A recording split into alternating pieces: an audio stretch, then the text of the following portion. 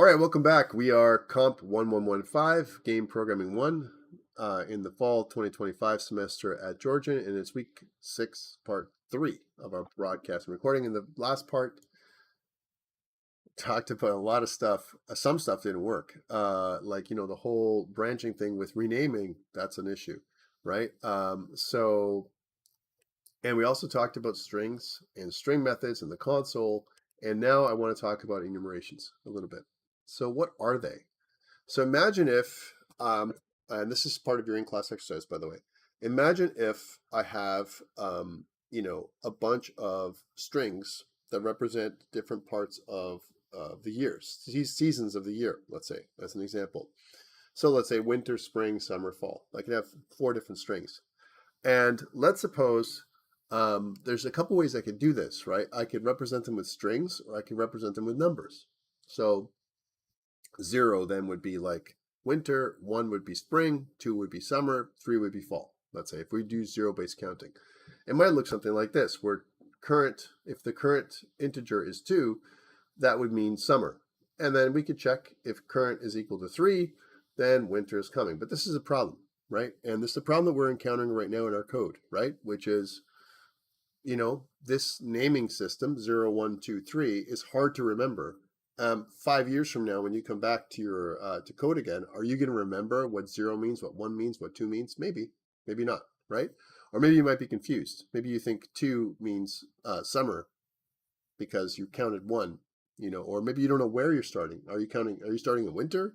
Are you starting in fall? Are you starting in spring? What's the starting thing? So the thing is, that is a problem. The other way we can do it is we can use strings. So we can say the current string is summer, and then we can say if the current is equal to fall, then we can say winter is coming. But this approach has a bunch of problems too. For example, what if I put in here different values? Instead of fall, I could put in fall lowercase f. I can misspell fall. I can put in autumn. The user can put in whatever they want in here, and you have there's no control. So and what I'm saying is it could be error prone. When you have a string, if you're searching for a particular string to do something, right, that could equate to a lot of different errors, because a user or even you can put in whatever you want in here, and that is a problem. What if we had a way of limiting you and the user from putting in everything, because you're going to preset what that thing is going to be, right? Hence enumerations. So enumerations is a way of creating almost another type, like your own custom little, kind of naming, convention for certain things. We want to associate names to numbers, as an example. So, for example, we want to say, want to create something called an enum. That's what it is. And I want to say winter, spring, summer, and fall. So those are the things that we're going to have, right? We kind of create this object here like this, okay? So one thing to note is enums it's a way of creating something new. Okay, so this is a new type where season has 4 options: winter, spring, summer, and fall. We've seen something like this before, right? And we'll talk about that. So when we do that, one thing we have to note is that enums have to live outside of your main method. So if I go back to our code, right, I'm going to put this back in just before I forget, right? This one. If I go back to our code, notice that everything right now is in the main method. Everything, right? All of our code right now is in the main method. We need to create stuff outside of your main method. That means inside your program, but outside of main. Again, a good way of doing this is collapsing main, adding some spaces in here, and then we can put stuff in here. You're dead. What do you mean dead? Oh, you're not alive. Aha. Okay, there we go. So you're tired. Yeah, I hear you. So here is where we'd have to put the enum. We'd have to declare enums and other stuff and other objects out here. This is where we declare stuff outside of main. Okay, we're not declaring it inside of main. All right. So it looks like this. Okay. So let's try this out. Let's make that enum happen. So if I type in enum, do this with me, guys, as an exercise, please. if I type in the word enum, that stands for enumeration, right? And if I say season, right, then I can add in winter, spring, summer, and fall. Let's say if I spell spring properly, there we go, spring, okay? So that's the thing, that's how you would do it. You would declare it outside of your main, okay? So that's the first thing. So now that I've declared it, how do I use it? Well, first of all, I could say that because season now is our little type. Season is like integer or like float or like string. We've made something new, right?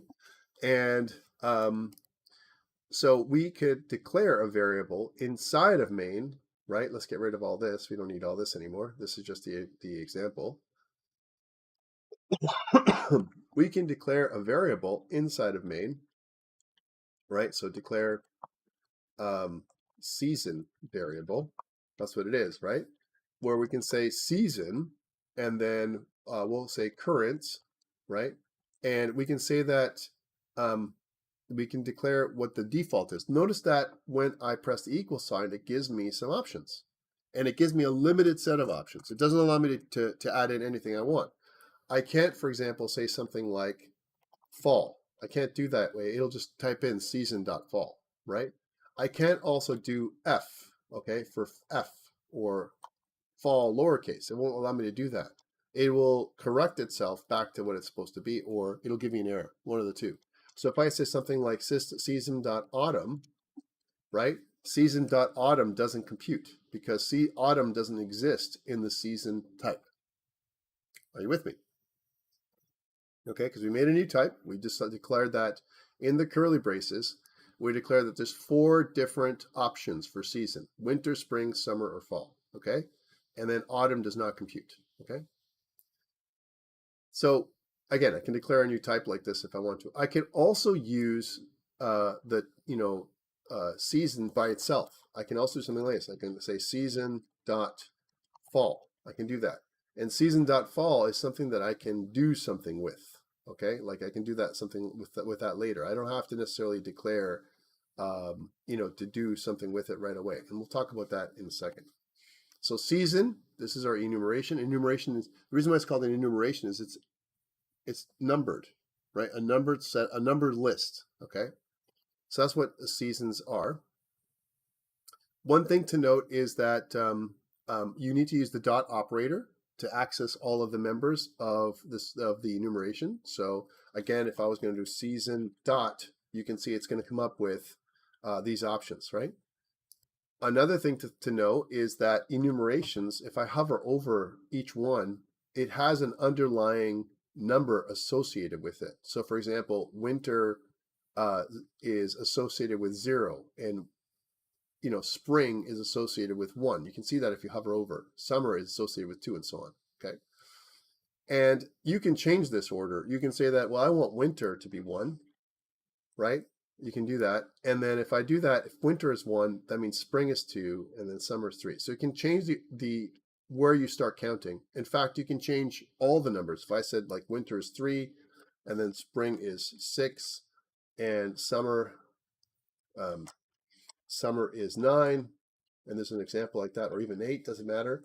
And then fall would follow summer, and I just add 1 to 10, but 1 to 9 is 10, right? So then the list, right? Which is kind of cool. But you can see each one of them now, you can assign certain values to. Hell, I can make this equal to 1,000 or 10,000 if I want to, right? And that's okay. Fall is now equal to 10,000. So why this? Why even bother with an enumeration, right? Maybe some of you are already thinking what I'm thinking, but let's see what you think. Okay, so again, all I'm going to just wipe these out. We're not going to have values for these. By the way, each object or each member of an enumeration must be separated with a comma. Okay, and notice that I'm putting them in like this. What about the last one? The last one can have a comma even if there's nothing after it. It's not an error, by the way. Okay, this is okay to do, but typically you don't need it. Okay, like this.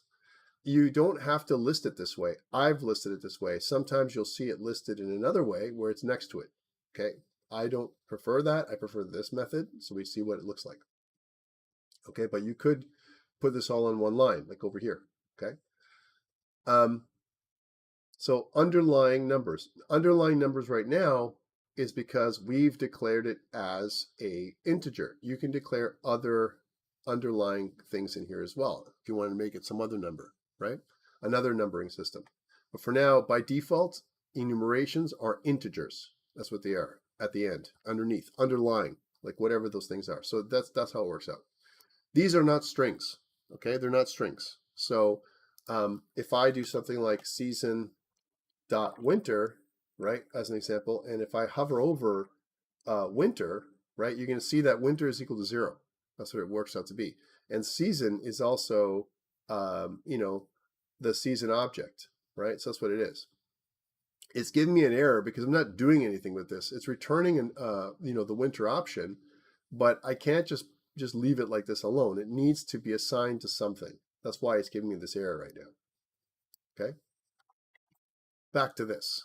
So you can do something that looks like this. If my current is equal to summer or my current is equal to winter, then you can put one of things, something like this. Otherwise, happy equinox. So you can kind of compare this. So again, if I was to do that, if I said season, current, right? Right. By the way, if I don't put anything on this by default, the default is the 0th value. So by default, this is winter. Okay. So if I was to print out the season, here's something else that I want to show you. Console.WriteLine. If I print out current, what do I get? Right? What do I get with current? Well, current doesn't compute. Current is a season. It's not a something. So what it might ask me to do is maybe if I initialize current with something like winter, then we can print it out. Let's see what happens when I do that. I'm just going to, again, comment out this clear value right here so I can see what that looks like. And if I print it out, we do it for different stats. How do we set the length primary attribute +1 to work with this? I'll show you in a second. So here's winter. It actually shows me the value. So because by default, enum has a toString method that converts this to a string. That's by default what it does. Okay. So that's how it works. So kind of cool. So that's something that you can do. And then you can compare it and you can look at the value. You can compare one enum to another and all that kind of stuff, no problem. We talked about underlying types as normally by integers. So where winter is 0, spring is 1, and so on. And you can also change the numbers, like I said. And if I want to get the value instead of getting the actual name, let's say, for example, I want to get the value of this, then I can convert it to integer. So I can say, I want to convert it to integer. Remember, this is casting. That's what I'm doing. I'm casting it to an int. We did this casting stuff when we talked about variables almost the first day, week 2. We talked about casting and converting, right? This is a way of converting this into its variable form. Let's try this out. So if I press this again, winter should be 0, right? And if I was to change this from winter to summer, then summer should be 2, right? Because there's 2. So we can get the value of whatever the thing that's being used, the member of the enumeration, by using a casting operator. The casting operator is brackets, the type, right before the object that we're trying to cast. We're changing the current, which is a season type, into an integer, right? We need to do that. It won't return that by default, okay? Not like this anyway. All right, so that is something that we can do. We can also go the other way around. We can also give it the season, and it can convert, a number to something else, right? So as an example, like for example, if I say I can cast a variable to a season, so I can do that too. So if I did that on the next line, console.WriteLine, and I said season, that's my cast that I want to use, and I want to use a value like 3, right? Then that is going to print 0, 1, 2, 3. It should print fall. Let's try this out. So if I did that, then you can see that I say fall, right? So you can get the values out both ways, whether you want the underlying value, 0, 1, 2, 3 in this case, or if you want the value, like whatever the name is here. These are names for the elements of the enumeration. Okay, so either way, you can do it this way. Be careful, because if I try and get a value that doesn't exist, like for example, if I do something like 4 here, and if I press this, it will not do anything. It'll just say 4, right? Because there is no 4. Season is 0, 1, 2, 3. 4 doesn't exist. All right, so that's not really a great way of doing things. Okay, but it is possible you could cast this way as well. Okay. So let's talk about us. This is for your in-class exercise 6 now that we're going to do. I want to create enumerations for your primary and secondary attributes, right? And I want to use those enumerations as a friendly, readable way of understanding what each of these attributes mean. Okay, so this is the primary and secondary attributes, and let's try this out. Okay, so I've got these enumerations here. I want to put them before the main method. Let's do that. Let's wipe out the season, so we don't need season anymore. Okay, and we can get rid of all this. And I also want to go back in here and reactivate my console clear, right? So here is my agility, strength, vigor, perception, whatever. Imagine I have my primary attribute. That's what it's called. And then I also have my secondary attribute, right? Second attribute is what I called it, just to make sure it doesn't clash. Second attribute, prime attribute, second attribute. And we can also do career, right? And we can do that as well. So if I have these are 0, 1, 2, 3. You don't have to remember the numbers anymore, right? Remember we had a problem? And I said, I kind of went all the way down here and I said, wouldn't it be nice if, right, we have these values in here, and instead of me trying to memorize these values, I can use enums in here instead. That is the fix for this problem, right? Potentially. Let's continue on. So this is the first part. The other thing that you can do is we can use something called the enum class. The enum class is like the string class, right? It's kind of a helper class that allows us to do stuff with enums. That's a little bit nicer than using casting, because casting is kind of weird.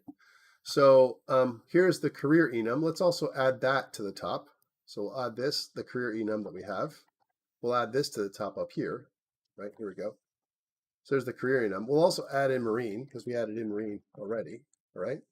And those are the, kind of the enums we need. So there's 3 enums: primary attributes, secondary attributes, and career. And these are related enums for what we're doing here. Let's put this up on GitHub. So Control Save. And in fact, what we'll do is we'll make a branch, because that's part of your thing. So before we add these enums, I'm going to cut them out for a second, right? I'm going to cut them out. And I want to go to my developer PowerShell, and I'm going to say git add dot, git commit minus before I add them in. And we'll say added project files for ICE6. That's what we're doing. There it is. Okay. And then I want to branch. So I want to create a new branch. So git branch, and then we'll say feature. And what I want to do is I want to call it refactor, because I'm going to refactor my code now with enums. Okay. Feature refactor.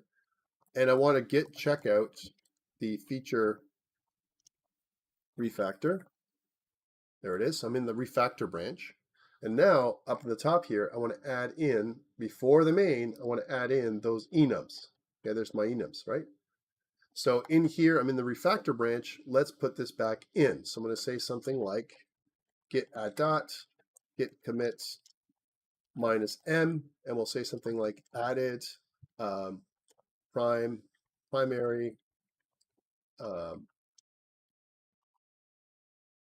secondary attributes and career enums.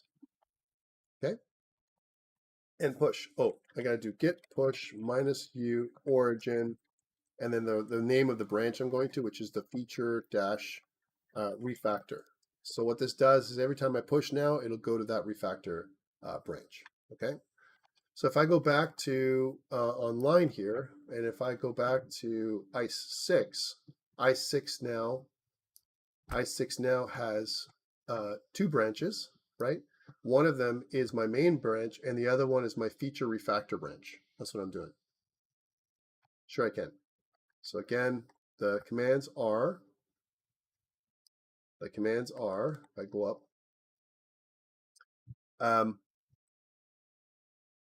I'll just put them in a notepad for you so you can see them. So I'm making a new branch. When I make a new branch, just make sure that the notepad is there. Here it is. So if I'm making a new branch, then I can do this, right? So I can say something like, the new branch would be git branch. There it is, like this. Let's just get rid of some of this other stuff. 1 second. There, a bunch of the garbage here.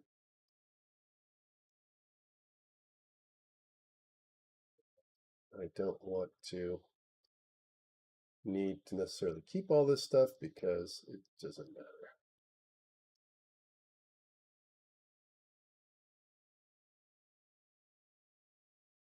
There we go. All right, so back to this. So git branch, and what we want to say is the name of the branch. So name of the branch goes here, name of branch, whatever the branch is, right? And this would create the branch. This creates branch, right? And then git checkout name of the branch, name of branch, right? This basically activates that branch as the working branch, the one you're working with. Okay, that's what it does. And then we do git push -u, and what this does is -u after we do git add dot and git commit. So we might do a new commit or whatever. So we might say something like, git add dot, which adds everything to the staging area. That's what this does, right? And then git commit -m, you add a message. So this is your commit message goes here, right? And this flags everything in your staging area as the snapshot. Okay, that's what this does. A good review, right? And then git push -u, origin, which is your remote, and into the branch, which would be like your feature branch, whatever the name of the branch is, name of branch. This pushes to the new branch and sets it as the default for your local branch. There we go. A little bit too big. Let's kind of do it this there. So that's what it does. So those are the commands. Okay, so you've recorded that. Hopefully you got that.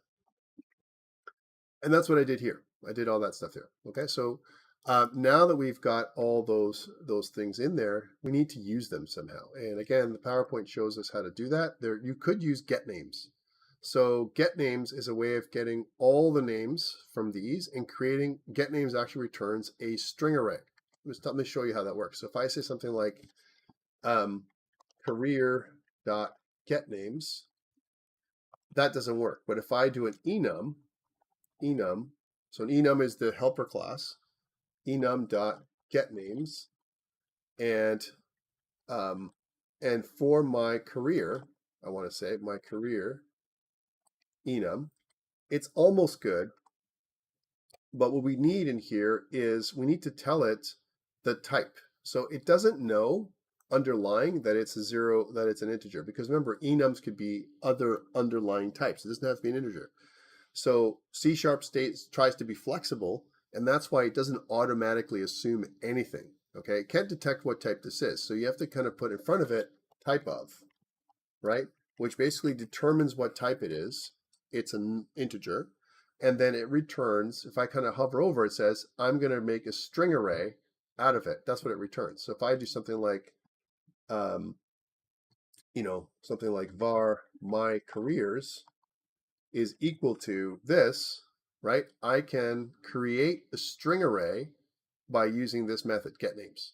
All right, so that's what this does, because enum is the helper class, getNames is its method, and it allows me to pass in a career, one of these enums, and it'll create a string array for me, a string array made up of all of this. These convert to strings, basically is what it does, okay, which is kind of cool. So that is some stuff you can do with the enum helper class. The enum helper class includes some other really great things. For example, get values. So instead of it being like, you have to cast, you don't have to cast anymore. You can also kind of check to see if a value is defined. So let's suppose you're checking for a career. If it exists, you can do that with is defined. And there's another way of using it. You can use it like this, and I'll talk about that in a second. So what the heck is the type of? Type of is a new thing for you you've never seen before. It's a special C# keyword that basically says, I want information about this thing. That's what it is. That's what it does, really, right? And in this case, what I want is the data type. I want the data type. What data is underlying the underlying type of this enum? And I need that because getNames doesn't know automatically, because it could be anything. It could be something else underneath. Instead of an integer, I could define a type, for example, for career, right? As look at all the types I can define. I can define int, byte, long, and a bunch of other ones. And why? Because int is pretty big. Remember, int is like 4 or 2 billion. A number that goes up to 2 billion on both sides. It's positive and negative. I could say, unsigned, int, which gives me like a really big integer, right? Unsigned short, which is a short integer, or just as simple as a byte, because a byte is pretty small as well. So it doesn't know what this is. If I hover over, it's still 0, 1, 2, 3, right? But it's a byte. It's really, really small in terms of how it only goes from 0 to 255. That's assuming that I'm only ever going to have 255 careers, which is a lot, okay? I don't know any game that has 255 careers. All right, so you could do it this way specifically. If you don't do this, it will assume that you're doing this integer, right? But it still doesn't know what type it is. That's why we need type of. Type of determines what is it. Is it an int? Is it a byte that we're gonna put underneath this thing? Even though it says 0, 1, 2, 3, remember it reserves memory for this kind of stuff, and that's why we need to specify type of. Okay. Right now, integer is just fine, okay? But that's what it does. So it kind of determines this. What's what type of does? Type of basically says, hey, what is this type? This is really important too. If you want to know if a variable is a string or an integer or a Boolean or whatever, and you want to make a conditional statement like that, it will check, right, to tell you what that type is. Another way of doing that is to use something called angle brackets. So this is kind of new, not new stuff again. Angle brackets is a different way of doing it. Instead of using type of, what we can instead say is, I want to use the career type, whatever that type is. So it's going to figure it out for you. So I prefer angle brackets. Okay, I'll be honest. So the angle brackets look like this. I'm going to say getNames of type, that's what it means, career. GetNames of type career. And you need to end it with open bracket, close bracket like this. This is, in my opinion, as a programmer for a long number of years, this is the preferred way of doing it. You don't have to use any casting this way. I don't have to cast it. I don't have to look for a type or anything like that. And the angle brackets basically say that when I want to use my enum helper class to get the names from a enum, I'm just going to specify the enum here. The only wrinkle to this whole thing is these last bits, these angle brackets here, because really what I'm doing is getNames is a method, right? So you can see what it says here: retrieves an array of the names of constants in a specific enumeration type.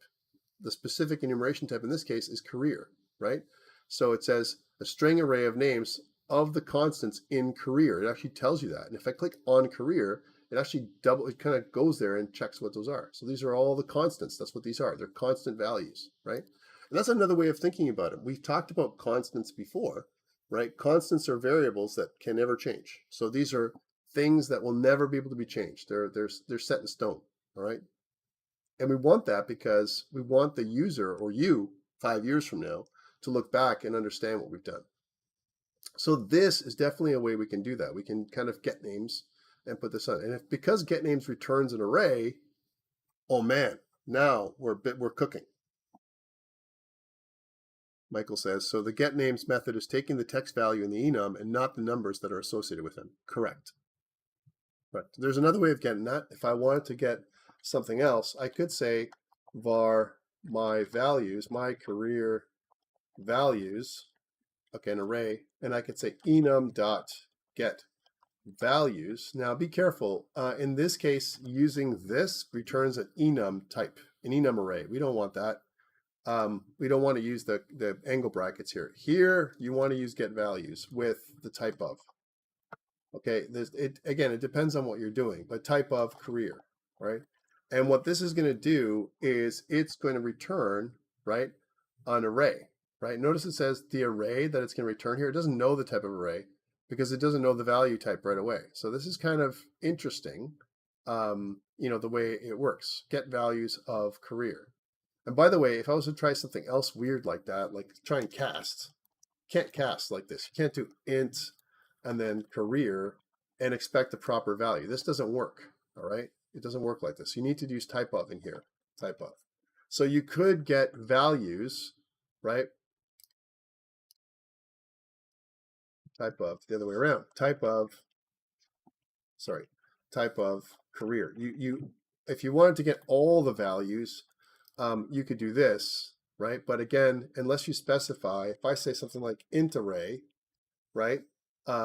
The problem with if I do this int array is it says cannot convert type system array to this. It doesn't know what this is. So getting multiple values, not really a great way of doing it with enums. You're better off just converting each individual one. And the way to do that, of course, is if I wanted to say my value, I'm just going to show you. So there's limitations to what you can do, is what I'm saying. So my career value, and let's suppose instead of getting my enum get value, if I say enum get value of a specific enum, if I said career dot army, right, as an example, and I want to use, that's the enum type that I want to get. So get value, not values, get value, right? And again, take a look at what you can do here. If I go enum dot, so there's get values, get name, one name, but notice that I can't do that.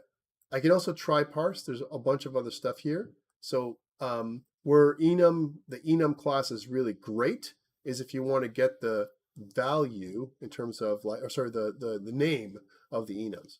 But if I just want to get the value, then I'm better off doing something like career dot army, right? And I want to convert this to an int, like we did like last time, like this. So career army will give you the value of this. Okay. But this is good. This is what we want. And we want to do this because what it's going to do for us when we do this is free up some headspace.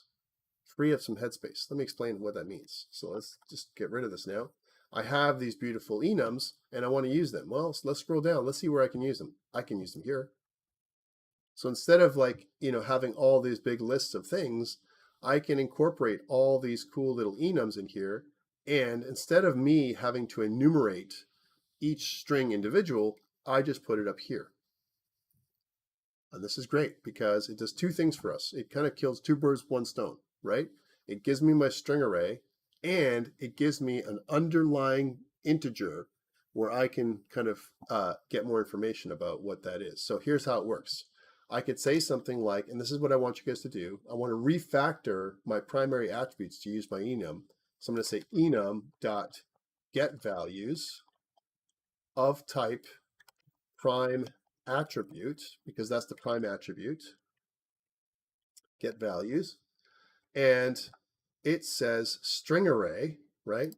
notice that, so it says represents text, cannot convert type primary attribute type array to get a string array. So get values returns a primary attribute type, right? So just like if I said career here, right?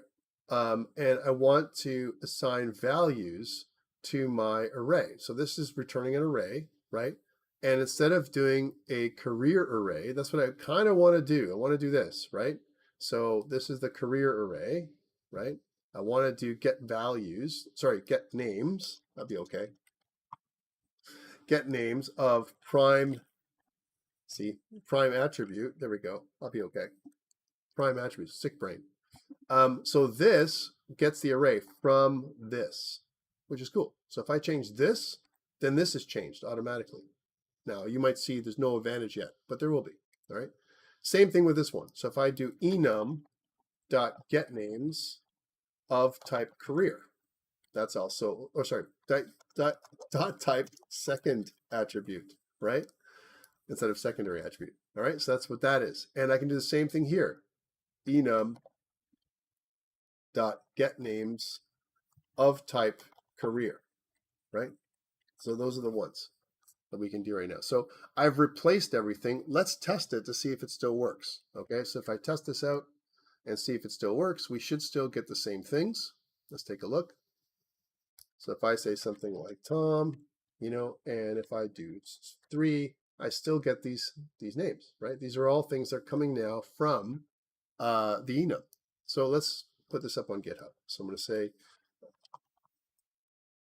git add dot, git commit -m, and we'll say replaced, refactored, primary and secondary, primary, secondary, career names, secondary and career names with enums. Okay, git push. That's going to do that inside of our refactor branch. Okay, refactoring means making it better. Okay, typically we want to refactor, make it better, more efficient. That's when we do a refactor. So pretty cool. We could create another one for short names. So prime attribute short as an example, or kind of an abbreviation. For now, let's not. Let's see what happens with the rest of the stuff that I can do. So we've got this. We know that we have career and all that kind of stuff. Well, where can I use this stuff, right? Here we don't need it, right? Because we're not accessing it directly, as an example. Where we can really use it is right down in here with the, the secondary attributes and so on. It'd be really nice if we can get the value for each of these secondary attributes. So we know when we do it this way, we can see what it looks like. So here is something that we can do. We can get the values of this. And if you look at your PowerPoint slide deck for in-class exercise 6, it's not that complex. We've done this part already. We've done the feature refactor, that part. We've already done this part, right? And now the next part is doing something like this, which we've already done. So we've already kind of done up to this. Okay, as an example, we did this. The next part is I want to kind of, before we do the other thing, I think I might leave that for you. I want to start refactoring our code. There's a lot of options here. And one of the things is that this part right here, this for loop, that's kind of sitting in the middle of this while loop, right? It would be really nice if we were to take this thing and perhaps even some of the other parts, like this part right here. Like imagine if I could take this entire piece of code here, this entire code right here, and I want to take it and I want to cut it out and make it into its own function, local function, right? It would kind of simplify the way we would look at this while loop. When we look at the while loop, we could read it a little bit nicer. We can say something like, display menu, right? Which is what I'm kind of saying here, display career menu. That's what I want to call the function. So there's a couple ways to do that. You could, if you have ReSharper, you could right-click on all these things when you highlight them and go to refactor extract method. It'll actually allow you to do that with ReSharper. And I told you ReSharper is a really great kind of add-on that's not cheating from JetBrains. And if you've signed up for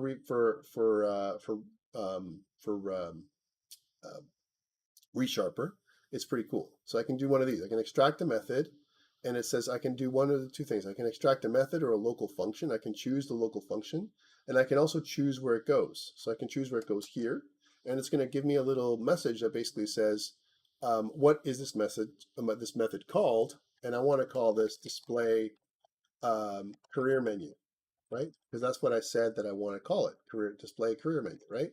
So I could do it this way, and if I click next, then what it does is it actually does exactly that. It creates a little function for me right down here, display career menu, and at the top, it also injects the display career menu up here, which is kind of cool, right?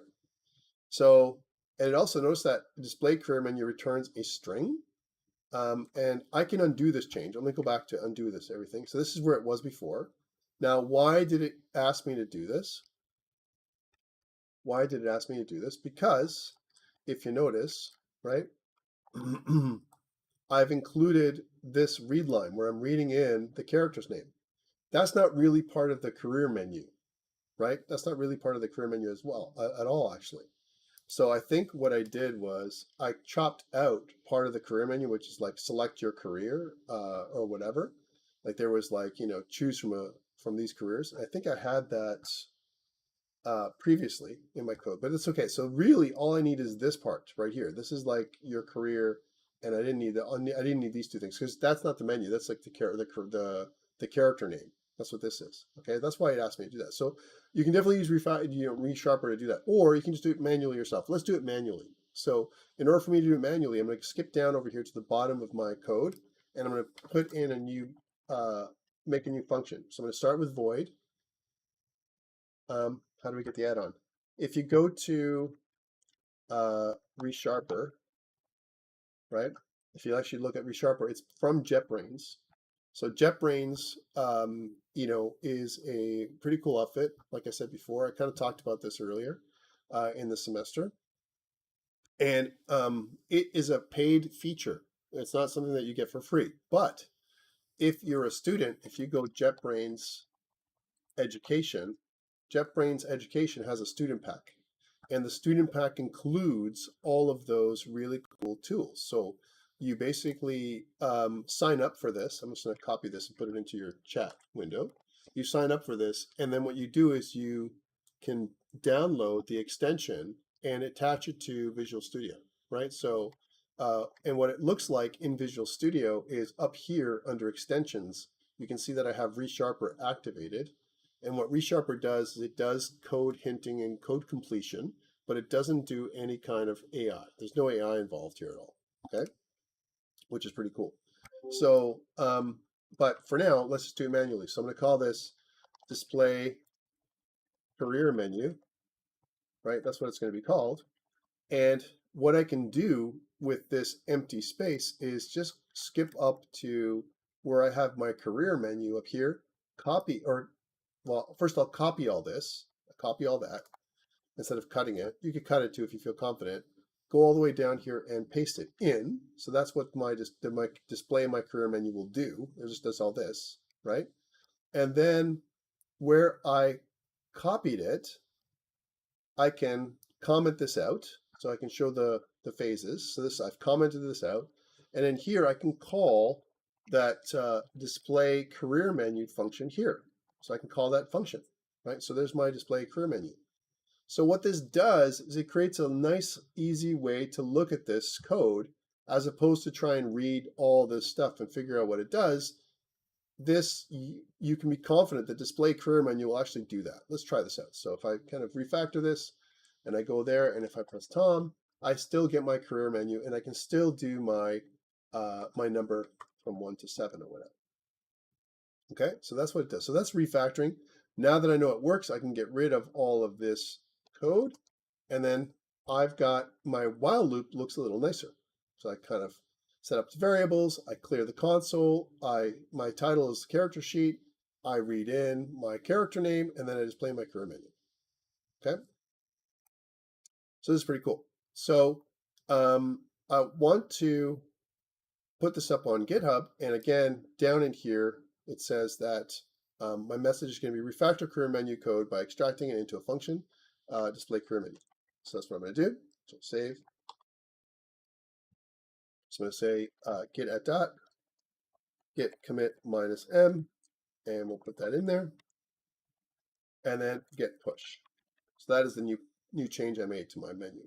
I'm refactoring right now. That's what I'm doing. I'm making it better and better. That's what I'm doing, right? Next, it tells me to refactor my secondary attribute. This is for you to do, and computation code to the new function named compute secondary attributes. And it says create the new empty function first, then copy over the extracted code. Ensure that you implement the primary and secondary attribute enums to improve readability.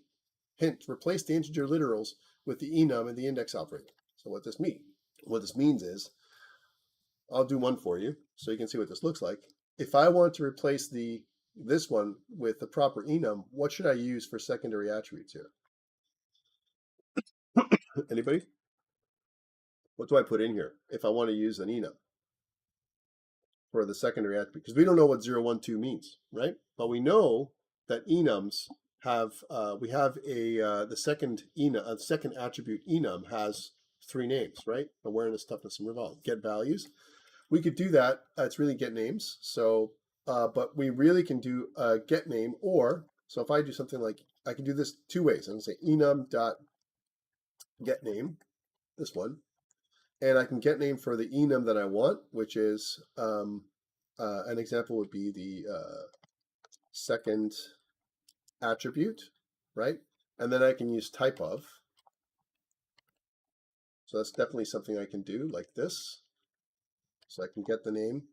And now what this is going to do is it's going to return a string, and that's not what I want. I could get a value, right? So if I get value, that would be not using the enum class, but actually what you said, which is saying, okay, well, that's cool. This doesn't really tell me much. What if I did second attribute dot awareness? That's what I want, but I want the underlying value for this, and then I can just cast it to a string like this. So that looks pretty good, okay? And now the only hiccup is this piece. I don't like that too much, but now you can see what this is. If you actually read this secondary attributes awareness, right? This is pretty cool, right? Because it gives me a sense of what to do. So this is the value, okay? And then the same thing goes with primary attributes 0. Primary attribute 0 doesn't mean anything, but if I say something like, you know, again, prime attribute dot 0 will be agility, right? And if I cast it as an int, this is your hint, by the way, it's the same thing as making this 0, right? And 3, if we know what that is, that's another thing, another way to do that. You could also do it the other way around by getting the actual value, but we don't care about those things. So it kind of makes it easier. So we say like awareness is equal to agility plus, and then 3 would be perception, but it's going to get pretty rather long, right? So one thing you could do instead of doing all this is create almost like a little alias. So you could do like an alias, right? Aliasing is where you create little temporary variables that you're going to use as an example that represent certain things. So for example, if I did something like int awareness, right? That's equal to the int secondary attribute awareness. If I did this, right? If I did that, and then what I can do in there is take this here and just do this, right? So this is like awareness. So that tells me what that would be, right? And I can do the same thing for agility. Int agility is equal to int prime attribute agility. If I did that, that is definitely something else that you could do. So basically you're converting so that we know what those are. All right, so I can just put in here, I can just put in agility. So this is kind of a lot shorter than what we had before. And same thing with this. If I was to do, you know, this is perception, we can do them all and stuff like that, and whatever, and it becomes a shorter way. So it's up to you how you want to do it. This, I'll leave that coding to you. Positives and negative, if I did it this way, right? You're not really saving any code. Okay, so, and it's almost like, yes, I will be posting the recording. You're not really saving any code here because I'm adding all these variables, right? So although it looks nice, right, I'm adding additional variables here for this, and I already have some of these. So this is something that you can do, definitely, if you really want to use aliasing. Aliasing is not terrible. I mean, it only, you know, exactly. It's almost exactly what we had before. So it kind of goes back to like, well, why are we doing this anymore? And it limits us, right? So that's something that is very specific. But also, we have to consider that secondary attributes in another game might work totally differently. Maybe you won't have this scenario here where you're adding two attributes to make another one, right? So this is very specific to this game, right? The game that we're making. So again, you could do this, but then it's going to look the same way, or you could leave it like how it was before. So I'm just going to go back and undo.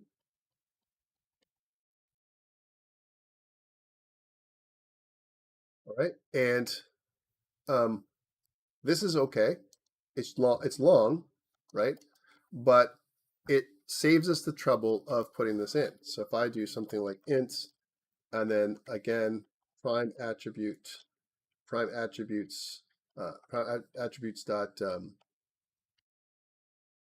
prime attribute dot perception, right? So this way you don't need to know, you know, the underlying number. You don't care about the number. You don't care if it's 0, 1, 2, you know, as an example. You don't care about any of that stuff. The system takes care of it for you, right? As opposed to you trying to figure out if it's 0, 1, or 2, or whatever you're doing. As long as you know which abilities you're adding together, this makes perfect sense, okay? And the same thing goes with the other ones. I'll let you do the other ones. So you take this, refactor them, and like it says here in the PowerPoint, for you to do, I want you to make a new function called compute secondary attributes, which is basically going to be at the bottom, and you're going to call that function right here. I also want you to do the same thing with the character sheet. I want you to extract all this stuff from here and put it in its own function as well. All right, so you're going to have a bunch of little functions down here. Again, now the question for you is, well, why? Because what you're doing is compartmentalizing, right? Remember, there's a new principle I want to talk about, which is actually called the single responsibility principle. And it doesn't just apply to, you know, one object. It applies to almost everything. And I want you to think about it like this. Every function has one job, right? And unfortunately, this big function, this main function, has a lot of jobs. All right, there's a lot of jobs in this main function, right? But you can see here that in the while loop, it becomes easier when we scroll down here to say, okay, I'm going to display the career menu. Okay, now what about this one, my inner while loop, and this one? Maybe there's a way of even separating these out into their own functions, right? Now, the challenge with this is that career choice, which is something that is here, it's inside the while loop, has to be returned out. So this would be a more tricky function to create, only because you have to return out an integer, right? So again, there's two options, right? While this is invalid, this could be inside of the of a function. If I had to do this, then while it's not invalid, keep on asking for you know, kind of input until you get the proper integer, and then you want to return out, you know, a career choice. So career choice is something that you would have to pass into the function, and that's why I haven't made you do these ones. Right? But it'd be nice if, and we'll do this in the future, in future videos, I will compartmentalize all of this so that way it is one function, right? Functions. Functions are great because they separate your code and they make them chunkable, if you will. So that's what you have to do. Finally, after you do that, you're going to branch back into main, and that is your in-class exercise 6. It's kind of a redo of what we did last week, And I think it's a lot easier because we did most of it right now. So we did most of it. Okay, now I'm not done. So this is what we have to do. We've kind of made these two, we kind of made a function, as an example. The one function we made was this one. We refactored this one, this display career menu and stuff like that. But I want to talk about a couple things here before we go for the day, right? And one of them is we have all these really cool, enums, and we can use them in different ways, right? Like one thing that we've been doing is, well, here's a good example of another enum I can have, right? And I also have this, right? So prime attributes, what if I had 5 prime attributes in the future or 7, as an example? This is kind of hard coding too, isn't it? Right? Because I'm kind of saying like, the enum itself, right? I mean, it's going to tell me what the length is. So I could go in here and instead of it being this, if I said something like my prime attribute, right? Prime attribute also has, so I want to know how many this has, right? So this is something that I want to do. There is no length for this one, prime attribute. I can't get the length, right? But how about enum? Does that do it? Enum dot, and if I want to get the length, is that something that I can do? Can I parse it or whatever?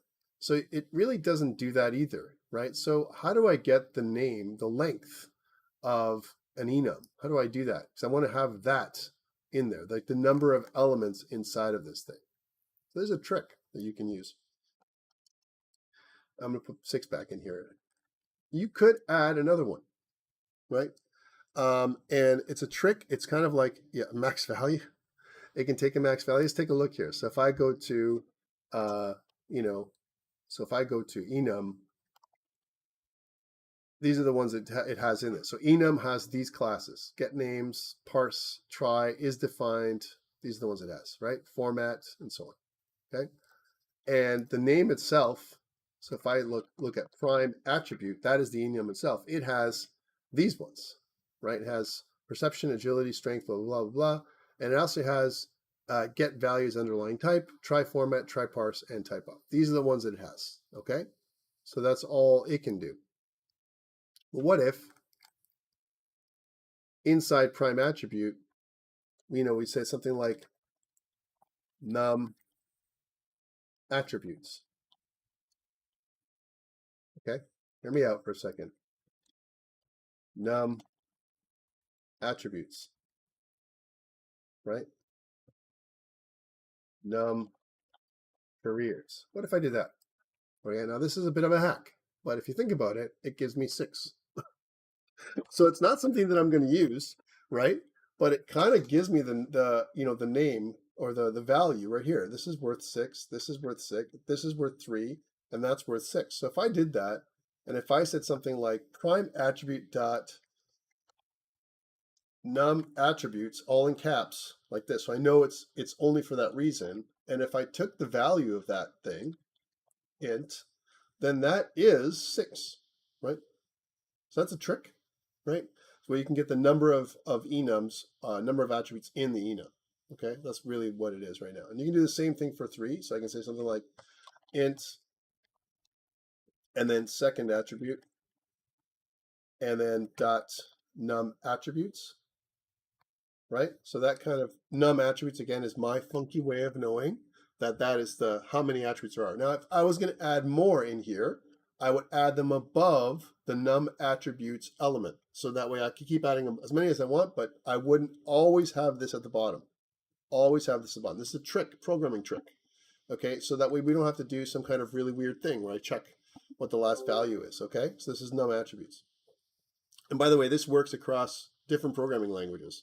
Whether you're doing it for C++ in the future or something else, a lot of times we might have something like this that kind of enumerates how many we have, okay? That's one way of doing it. The enum itself, if I go back to enums for a second, let's go back to enums, right? We have get names, get values is defined, and those are good, but there really isn't an easy way, right, of figuring out how many. There isn't a really easy way of doing that. You don't know what the bottom of the enum is, so there isn't a way of doing that, right? But doing this kind of establishes that, doesn't it? Right? So if I go back to career, here I have a career. And career templates is kind of the same thing, right?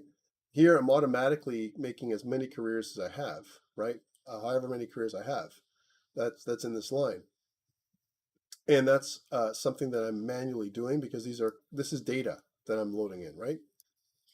Again, I can do the same thing. I can make another enum for short names, right? And once I start going down that road, then I start thinking about, is there something I can do here to remove some of these hard-coded values? Like, for example, use career template. That should really be not less than 6 because my use career template is going to have the number of attributes. Primary attributes is what this is. And this is not an index. This should be called attribute index, right? That's how many attributes I want to kind of skim over because that's what I want, right? So primary attributes and career indexes is how many careers that I have, right? This is kind of weird, right? Isn't it? Use career template. And use career template is, where am I calling that, right? I'm calling it here, right? So this is messed up too because use career template, I pass in a career and it's going to go from 0 to 6, even if I do, the number. So really, this is the number. This should be, instead of 0 to 6, it should be this is a bug in our code, and it should be like my career templates dot length, right? That's how much it should be. So career or careers dot length. That's what it should be. Careers dot length, because that's what it should be. Because 0 to 6 is what is not long enough. My careers right now, right, if you look at it, is 0, 1, 2, 3, 4, 5, 6. Before I only had 5, right? So this is these are 6 careers. I also have marine in there, right? So it's less than 6. It would only be 0, 1, 2, 3, 4. Right? That's what less than 6 is down in here. So that's what I put in here for my use career template. This is incorrect. This career's length, right? So, and so what it's going to do is the index is going to count from 0 to, in this case, 5, right? So it's going to go 0, 1, 2, 3, 4, 5, right? That's what it's going to do. So it's going to cover everything. Before, as an example, it wouldn't do that, right? The other thing is that use career template for primary attributes is primary attributes is equal to the career that I want to do. And I only do that when it's a career that I'm going to be using, okay? So let's try this out and make sure I didn't mess up now when I did that. So if I did something like career number, okay, so there we go. So here's something else that's going on. So it says, okay, display my career menu, and then it gives me a bit of an error, right? And this is part of our thing as well. It says career index, right? It says is 6. Career index is 6. So here's career index. There's career's length, right? And it says for every career in my careers, here's my primary attribute just short. There's my length, 6, right? And so what is the error? It says system index out of range. Index has outside of bounds of the array. All right, so what happened here? How did I go out of range, right? Because it says this is going to go for as long as my attribute index, which is 0, to my attribute short dot length. Less than that is 6. Okay, cool, right? So, and then it's going to try and do this primary attribute short. Notice that this little window came up. It's a debug window, and it tells us kind of like where the error might be. It tells us what the problem is. Index has outside the bounds of the array. It says the other thing we want to look at is the call stack. Call stack tells us where everything is. So it says in main, in the display career menu. That's where it's being called. These little buttons down here show you the windows, right? How to debug, right? And primary attributes says 6. Right, is what it looks like. So primary attributes, short, right?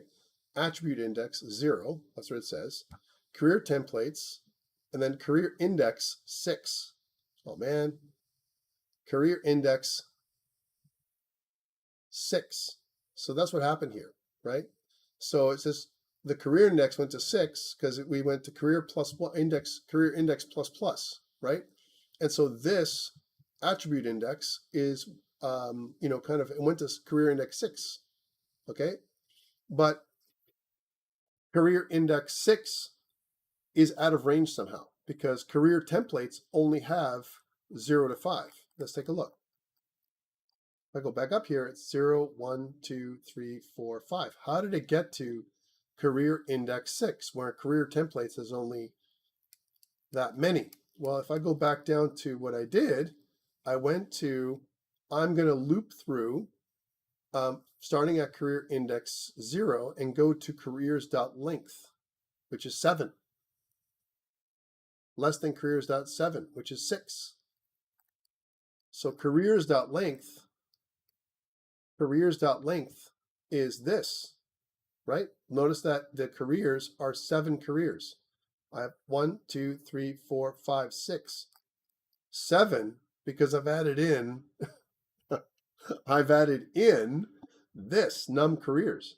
That's what caused the error, right? Because this is counting this one. So that's how we do the debugging, right? We kind of figure out what this is. So what it actually did was because we got our, because we added that thing, our code depends on, by the way, this is purposeful, right? Our code depends on this. We've kind of established how big the number is, number of careers. And when we do get names, our careers also include this funny name, right? Which stands for num attributes. So although it's a funky thing that we want to count how many we want, right? We don't know. We can't use this in this particular context, all right? So this is actually an error in this case. It's a cool thing if we want to count how many, and it's a nice idea, but it creates this error. And I wanted to show you what this looks like because one of the things that we have inside of our code here is debugging basics. And I want you to read this, guys, because it's going to help you with your exam. It's going to help you with what you're doing, right? What it basically says is how to use the debugger. There's a built-in debugger that you can use. Instead of using like printing out numbers, that is definitely a way of doing things. So you could do print debugging, but print debugging has its limitations. Like if you output consoles every single time, it becomes a problem because it could break other stuff, right? It's hard to see because of all the clutter. And so a better way to do that is to use the debugger. And what that allows us to do is add breakpoints. And breakpoints, what it allows us to do is kind of add a value somewhere where we want to check to see what it is. Also, when it breaks, we can actually step through. It gives us a couple of windows. One of them is this locals window. I like to look at that. And the other one is the call stack. Those two things are probably the most important things you can look at.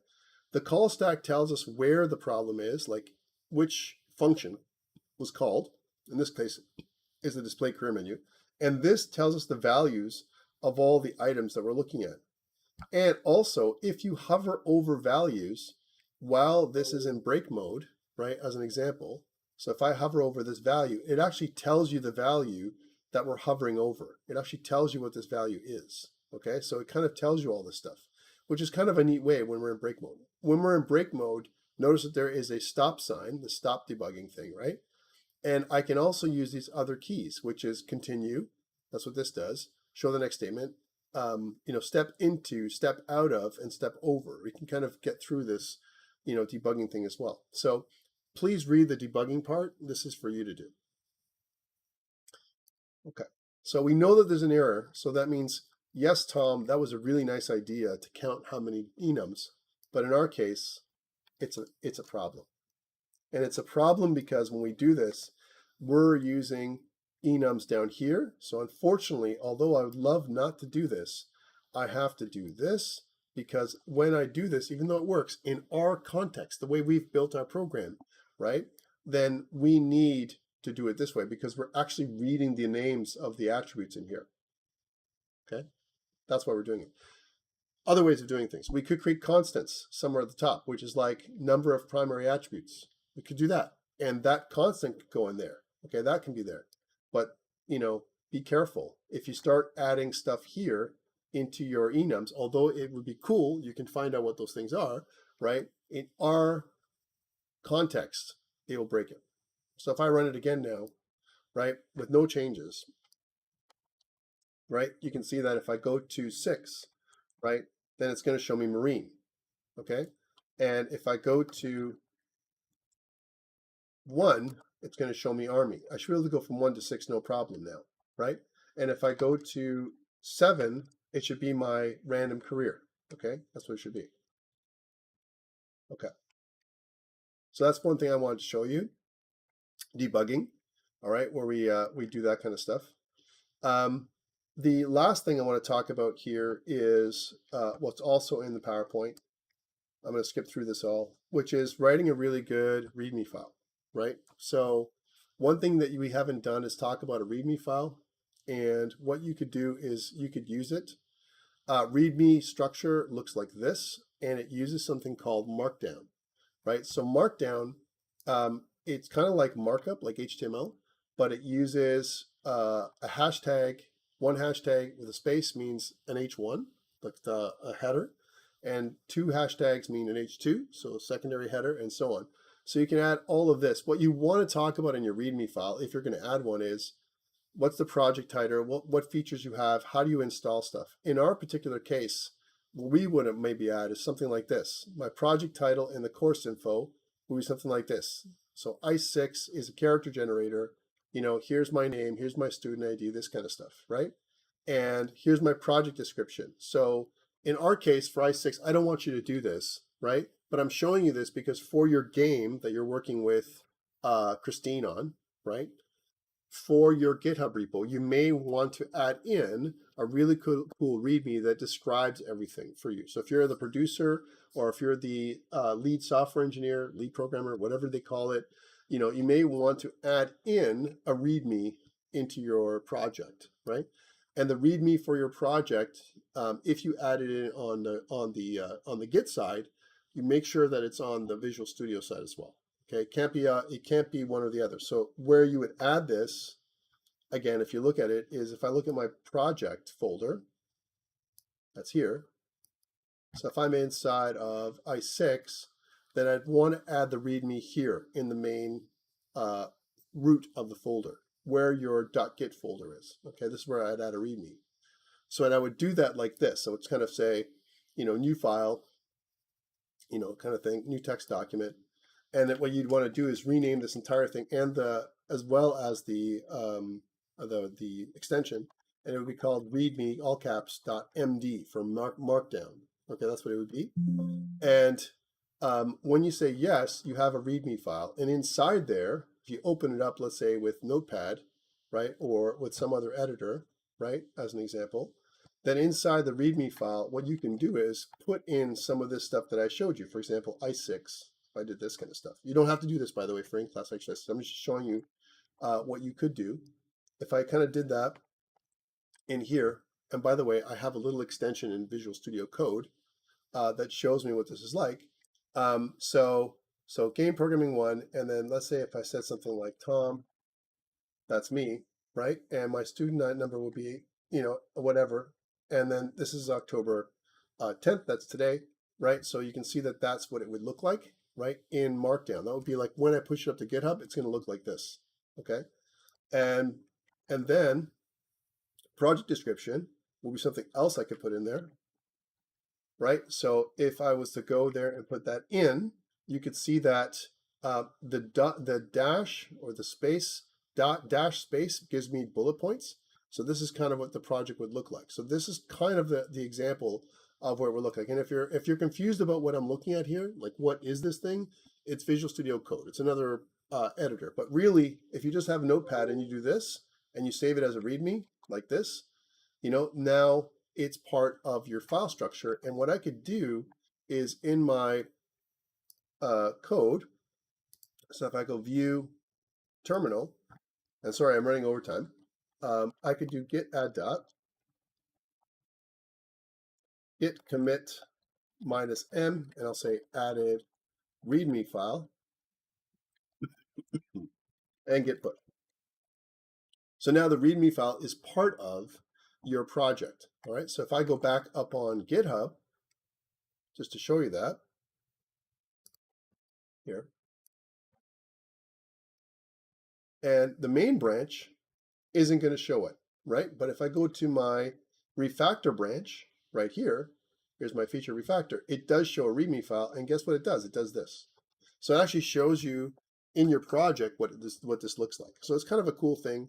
I recommend that you do something like this, right, for your project for school, for Christine. I think it's a good idea. If you haven't done it already, I think you should. Okay. And people put a lot of details in here. They can put in all kinds of things, features, images, and a bunch of stuff. Take a look at Markdown when you have a chance. It's a really good thing to kind of learn how to do because it can actually add to a lot of what you're doing. And that is this, okay? Again, not required for your in-class exercise 6. So I think we've covered everything. And I think that's it. Now, the last thing that you have to do is, which is part of your in-class exercise 6, is of course, kind of merge everything back in.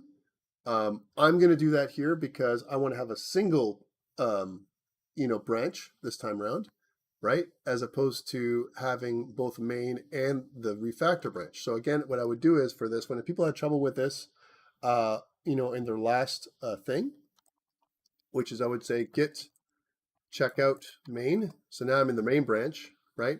And you can see how everything kind of went back to what it was before. I don't have the enums in here or whatever. And then what I want to say is git merge my feature dash refactor, right? And what it does is it merges everything back into main. There's my merge. But remember, I still have to do another commit, right? And the commit is what we're doing here. Merge feature refactor branch into main. That's the next part you guys miss, some of you, right? You need to do this commit message, which means I need another commit. Git add dot, git commit minus m, and then do that commit. This is the merge commit, right? As an example, and then git push. When I do this, it merges all my feature branch back into main. So if I go back to my main branch now, for this one, you're going to see that I have both the README file and all my changes inside of my program.cs. And that's what I want you guys to do for thing. Now, I've done part of it for you, but this is kind of what I want you to do. Not all of it's done. There's only a couple things left. All right. So most of it, it's a gift. It's really that easy. Okay. Questions around in-class exercise 6. DevOps. Did I say anything about DevOps? Yeah, I did.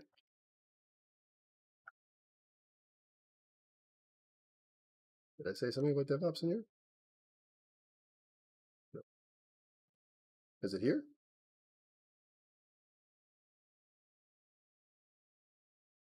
Oh, DevOps. Okay.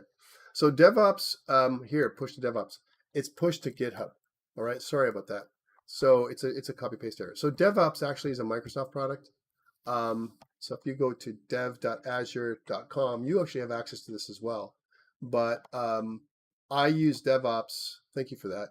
I use DevOps for programming 3 because in programming 3 we have Unreal Engine, and you can't use GitHub. GitHub is too small. The files for DevOps are gigabytes. Right now we're at like kilobytes. Like we're really small, right? So yes. So if I it's a copy paste error. That's what this is. So you can always access my devazure.com if you want to take a look at what we're doing with the second years, and that's where I have some of this stuff right here.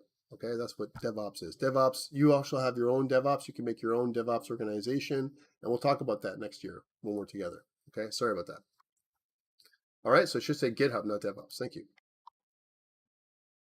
Anyone else have any questions before we go for the day? I know I'm running a little overtime, but I wanted to make sure you got everything because of my kerfuffle with the whole Git branching thing. It's funny, when I keep talking, I feel a little better.